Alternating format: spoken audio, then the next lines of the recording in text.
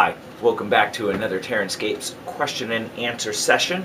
We've got a few questions for this video, so let's get right to them. Sam asks, how do I get the jagged rock effect such as found in my recent waterfall video? That is a common question. It's a similar technique that I use on my Martian boards and a few other pieces. Without getting into the specifics, basically you need a hot wire cutter that has a stiff blade. So you need to produce a flat edge, and then you use that to sculpt the edges. So something like a tippy cutter, that's T-I-P-P-I, I believe, or the freehand router from the hot wire foam factory. And depending on the thickness of the blade and how hot it is and how much you move your hand, you can sculpt that effect. So I don't offer any tutorials on that, and that's about the most information I can give. But you need a stiff, shapeable hot wire cutter. If you Google the tippy cutter, I'm sure you'll be able to find that. Although the freehand router from the hot wire foam factory is a lot more versatile in the long run. When making a modular board, Sam continues, do you have any tips for blending the edges or making them as seamless as possible?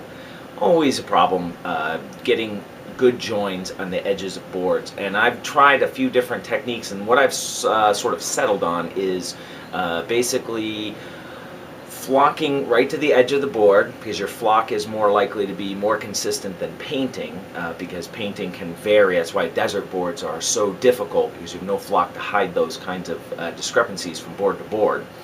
But flock right to the edge and avoid any kind of transitional effect at the edge of the board. So you don't want to have a patch of a different colored flock that stops at the edge of a board, because then when you have another board up against it, that patch won't continue. So getting those patches to tile on all the different configurations is incredibly difficult. So basically a nice clean flock edge along the edge of your modular boards will help. I find static grass, if you use a static grass applicator, because it stands up and kind of sticks out at a little bit of an edge, will kind of mesh together, and actually that gives, I think, the best effect. But if you don't have a static grass applicator, stick with flock. Let's see. Belgarath97 asks, in my last question and answer, I mentioned my recommendations for conifer trees. What if someone wanted to use deciduous trees on their terrain? What companies or techniques would I recommend? Well, it depends. If you're going to build your own deciduous trees, then I think Woodland Scenics armatures are a good place to go. They're reasonably priced, pretty inexpensive. They have enough shapes and varieties. You could build, pretty interesting multi-level forest. But attaching the foliage to them is the nightmare, because the only thing I found that holds that foliage on really well is hot glue. So that means when you look at my trees, each and every little tiny piece of clump of foliage is hot glued on by hand. That's the only way durably you can get it to attach. They recommend this material called Hobby Tack, which I have right here. Hobby Tack. Hobby Tack is a, oh god, well that's a little dark there, but you get the idea. I'll zoom in post-production. Hobby Tack is a sort of like a rubber cement-ish type material, but it does not have a very good bond after it dries. It's mainly designed for railroad hobbyists who aren't going to be handling their trees, and so for a war gamer, it's not strong enough. If you were to buy pre-made trees, deciduous trees, you're going to be paying a lot. First of all, if you want nice looking trees, you're going to be paying a lot, and I'm trying to think of what I would recommend. You might check out Nock Forests, N-O-C-H, or Henki, H-E-N-K-I. Both of those companies make, I believe, some pretty decent looking deciduous trees, but again, you could be paying anywhere from $5 to $8 to $12 a tree for some of the really nicer ones. So you have to, as Grim Green says, another video person I watch, you got to use your budget hands and decide how much do you want to invest in your trees. Making them yourself, you can make them cost-wise, material-wise, for less than $1 a tree, but there's a lot of labor in it. Let's see, continuing on. Scroll down. Shadow Pal asks, in session 2 of the question and answer, he heard that I use a vacuum chamber for casting. He's read in various forums that vacuum chambers are not recommended as they increase the temperature during the process and therefore cure too quickly for the bubbles to come to the surface. So what's your technique? The reason I ask is that he purchased the Dragon Inn accessory mold from Hirst Arts, and the little bottles and such are very difficult to get a good pull. I've tried the jet dry soaking for the molds, using a syringe to inject the hydrocal into the molds and thumping the table, but I have not built a vibration table yet. But I was looking into a vacuum degasser, so your advice. A vacuum degasser actually should not heat it up because it's actually going to pull energetic molecules out of it. This was the problem I had with composite mold, if you remember a ways back, my video explorations of that. If you think about it, when you boil a liquid, right, the bubbles that are coming out are the highest temperature molecules. They are reaching a gas when they leave. So boiling or evaporation is the same concept. You're actually pulling the most energetic molecules out of the material. So the resulting temperature actually should go down. Saying that, the material that you're using is exothermic. So hydrocal, I'm using Tough Stone right now. I've changed plasters over the years. These are exothermic, meaning they give off heat when they cure, and that becomes a runaway process, right? The heat cures it faster, and it releases more heat, and so it can get quite hot. Not hot, it depends on the volume. I mean, if you did a big block, it's going to get really hot, but for the pieces that we're doing, it's not a problem. So really what you're racing against is cure time. And then if you really want to slow down the cure time of your plasters for vacuum degassing, what I've been doing lately, there's a trick, I use ice water. I actually pre-chill the water because my new plaster is pretty fast setting, and I want to degas it, and the only way I can get the time I need to degas it and then be able to scrape it is to use ice water. So you can always cool down the water or the plaster that you're using before you actually mix it, and that should buy you the extra time.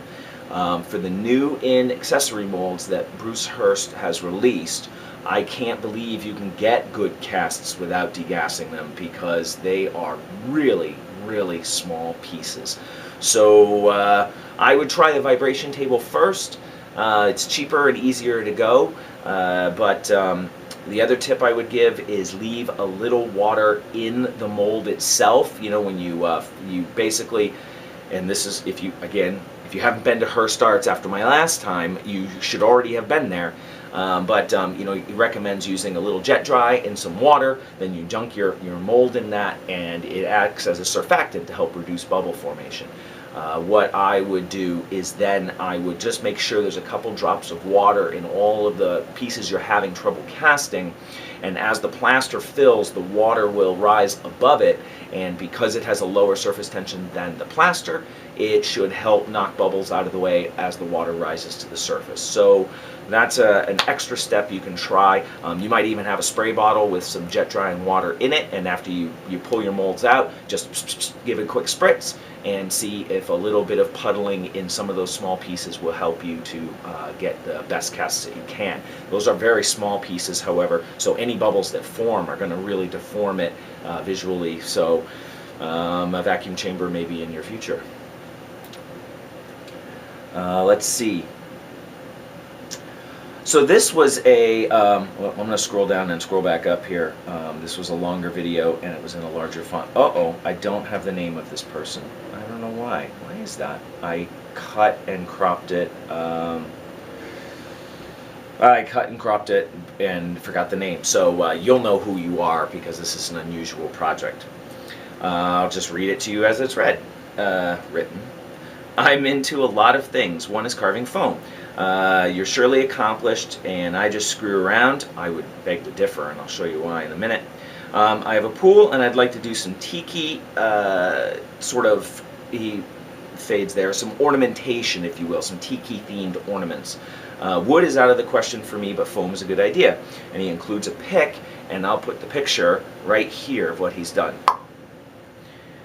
This is a 2-inch thick piece and pink foam he had lying around, and he just went at it one day and painted it up, and the picture doesn't really show the depth, but the teeth are over an inch in depth.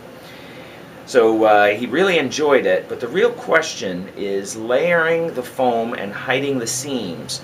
So whenever you glue foam together, right, that join has an adhesive between it, it's got a line, you're never going to get it to be perfectly seamless.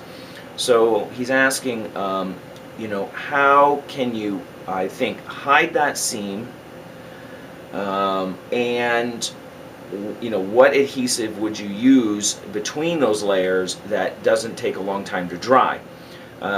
So basically, you know, something that is relatively thin for the join, that doesn't show too much, and cures relatively quickly.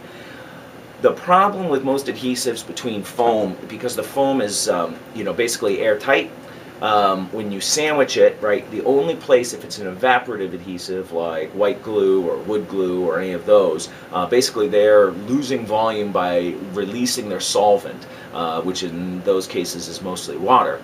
So it can only it can only release the solvent through the gap, and the gap is a very tight seam, and so it's going to dry from the edges in towards the center. Now, a piece that's quite large and has been had glue applied over the entirety of it between the two pieces, it could take weeks or months really before the very, very center actually fully cures. The piece is workable much sooner than that, but if you start to cut into it, you'll notice that there's still an uncured center, you know, in the middle of the whole piece. I think my best advice for getting a tight seam would be white glue, because it's so thin. So you could compress your two pieces together and really weight that and crush those pieces together as tight as you can, and even shim it around a little to squeeze out the extra glue. It has enough working time, you should be able to do that, and that will give you the smallest seam, so that when you I don't edit the Q&A sessions. Maybe I should start. The smallest seam between the pieces, so you're going to have the less visual impact when you carve into that seam. Saying that, the adhesive tends to cause, if you're carving with a hot wire cutter, it tends to melt more slowly. It reduces the melting rate of that join, and so you end up with a little bump that sticks out right there. But you can go back in and sand that down, or if you're using a knife to carve, it probably is not going to be an issue at all. The best adhesive, though, if you're worried about drying time, I've found is the foam styro goo. That's what it is. Styro goo from the Hot Wire Foam Factory. Post-production zoom. And this has a really good setting rate. It is evaporative. They say it doesn't, that it what did they say? They don't say on the label here. You know, they say on their site that it, well, it's non-wrinkling on paper, which gives you a sense that it doesn't shrink much when it dries. This is why white glue shrinks paper or crumples it, because and warps. A lot of people ask me about warping on materials, like their hardboard warps. So does mine. You know, when you use white glue and it dries, it loses volume. So it tries to, you know, it dries from the outside in, so it contracts towards the middle as it gets, literally, as it gets smaller in volume. So that contraction in the middle is what pulls up your edges.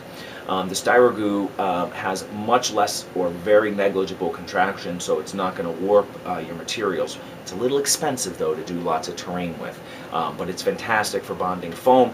It has a pretty quick cure time.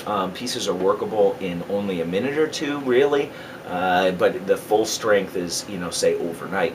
And of course it depends on the volume of it. And it has a slight solvent odor, very negligible, but that gives you a hint that it is still evaporating some solvent off in order to cure. So I would recommend styro goo if you want rapid curing, and I'd recommend something very thin like white glue if you want the tightest seam, because the styro goo is pretty thick. It's got a high viscosity, and that would be my best suggestion. Let's see. Do we have any other questions this week? We do not. So hopefully you enjoyed a couple of these quick answers and the extra info I seem to tack on to them. Never been one to be short about my explanations. If you want to submit a question to the question and answer section, you can send them to Mike at, I'm going to get it, right? One of these videos, I'll get it. Send it to TerranScapes@gmail.com. Please don't include these questions in the comment section down below. If you send it to TerranScapes@gmail, that will help me to sort them and cut and paste them into a document that I can then scroll through while I do these videos. It helps me a little bit, and then I can kind of keep track of them a little bit more easily. And if you have any questions or comments on anything that I've talked about today, please feel free to leave them down below. I'm not responding to every single comment anymore, but I do try to address any of the questions that do show up there, and I do read every single one of them. So thank you for taking the time to comment, for those of you who have. Keep your eye on the channel. I will be back pretty shortly with a new product review. I'm going to hope to shoot that tonight, but if I don't get to it, I'll probably get to it in the next day or two. So keep your eye on the channel for that, and I'll talk to you soon.